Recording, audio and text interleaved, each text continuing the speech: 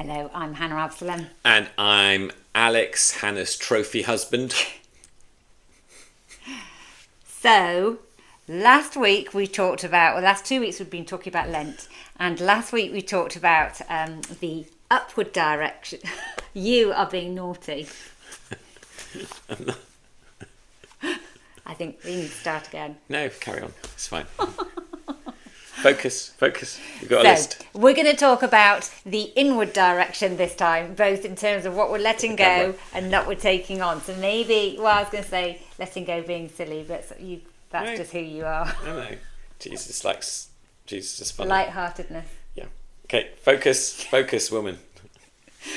So, letting go. We've got 10 ideas for each with letting go and taking on. So, again, take these, adapt them, and come up with new and interesting ideas. But letting go, the first one we have got is let go of comparison. I think there's so much this that goes on. We look at other people and we think, I'm not enough, or whatever it is. So let's stop measuring ourselves against other people, but embrace our unique journey with the Lord and celebrate and give thanks. I think actually the discipline is celebrating and giving thanks for other people who are doing well in the areas that you want to do well. Yes, totally. Spiritual discipline. Number 2 is surrender the need for approval. So stop seeking validation from other people, because that messes up your relationships with them. Just be able to be in the relationship open-handed and not trying to control it in that way. Number 3, let go of a poverty mindset. So the poverty mindset stops us being generous, thinks it's scarcity, we haven't got enough. But with Jesus, of course, there is always more than enough. And if we have the spirit of generosity and abundance, there's something super attractive about that.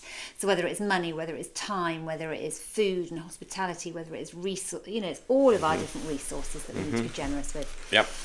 Number 4 is let go of offence and resentment. Our culture is one where the spirit of offence is running rampant. People wake up in the morning, turn on social media and think, what shall I be offended about today? Then they post all about it.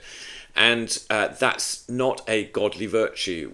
Yes, there are things with the spirit of justice we need to fight against, but a lot of the time it's just people's personally choosing to be offended about something. And it's not healthy. It doesn't build godly community. It's not edifying. It doesn't help our mission. It's not kingdom culture. No. So that means we have to choose to forgive people who've hurt us. We have to choose to let go of the resentment. We have to choose to lay down our right for justice over that situation where you got hard done by, but things aren't necessarily going to be rectified. It's releasing grudges. It's releasing frustrations towards others, and it's hard to do. It's really hard to do, but we do have to choose that pathway. I think we're going to come back to this, aren't we, in a few weeks? Okay, number 5 is avoid cliques or cliques, as some people say. As Americans say incorrectly. Yes. Cliques, French word, I think. And basically, how do we, again, have that posture of hospitality, that posture of love and acceptance and welcome that, again, is Jesus followers should have. And so, be friendly and welcome. And in fact, deliberately look for the people who are new and who are standing a bit awkwardly, and how do we include them? Number 6, cut out the gossip. Stop doing it. All right. We need to have cultures where we refuse to gossip. When it starts to happen, we need to remove ourselves from that conversation. But B, if it's with other believers in particular, we need to name it and say, listen, we need to stop doing this. This is veering into gossip. And that will change the culture of your church and of your community and your group life if you do that. Number 7, avoid overworking and prioritise relationships instead. We won't remember all the work that we've done on our deathbed, but hopefully we'll remember some of the relationships that we had. I'll remember you, babe. Number 8, step away from toxic relationships. So identify and distance yourself from relationships that pull you away from God's truth and God's identity. Obviously, there's many relationships which can be a bit difficult, but it doesn't mean you have to pull away from them. But there are some which are genuinely toxic. So this could be a time to lay some of those down and to move away from them. Number 9, cut back on personal expenses. So maybe in this Lenten season you choose not to have any coffees out or meals out or fewer or whatever it is, so that you can save money and then think, okay, who can I bless with this money? Who's the Lord calling me to invest in?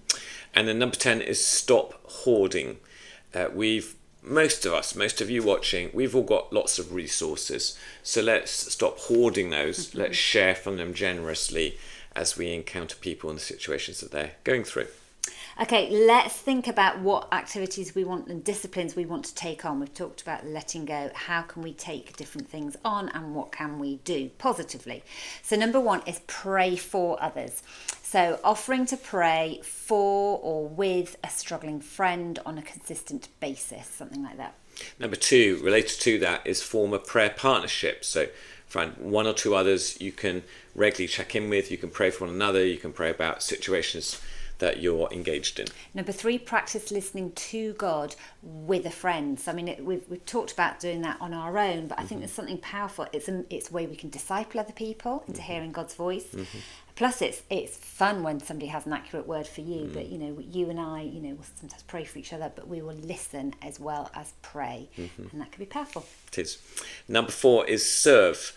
So, how can you serve and practically bless someone? Let's say at least once a week during Lent. Number 5 is encouragement challenge. So how can we encourage those people in our community? So maybe send a note or a message or a voice memo once a day to encourage somebody in our faith community. Number 6, Holy Communion or breaking bread, however you understand it. Regularly share communion with friends and family and your Christian community, and allow this to be a pathway for people and yourself to encounter Jesus.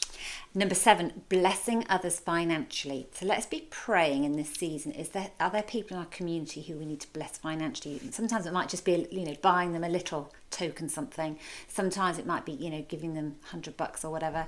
Sometimes it might be a bigger thing. But ask if there are people, because we're supposed to, love and care for one another, and that is a financial cost to us too. Number 8, practice hospitality, biblical phrase. Let's choose to invite people into our homes, into our lives, and be hospitable. So whether it's a drink or it's a meal, everything in between, let's be generous with how we spend our mealtime. So maybe the challenge during Lent is to do that at least once every week during Lent, if that's something you're not used to doing. Confession and accountability is number 9. So maybe on a weekly basis, meet with someone and confess, what's going on, and hold each other accountable. So confess struggles, encourage each other, maybe share what you're learning through this season and ask for their input. And then finally, number 10 is pray for your church leaders. So set aside intentional time to pray for your pastors, your church staff, your elders, someone who leads perhaps a group you're in or whatever. Obviously a very biblical thing to do, and it's just good to do that, because particularly if you find you're perhaps wrestling with a personal situation or the way they do things, once you start praying for them on a regular basis, the Lord will soften your heart, and that will help that relationship flourish even further. So that's 10 sort of let go of, 10 take on. So just have a little think what resonates, what would be potentially good, possible to do, and we can next week we're going to be thinking about the out dimension. So we look forward to seeing you then.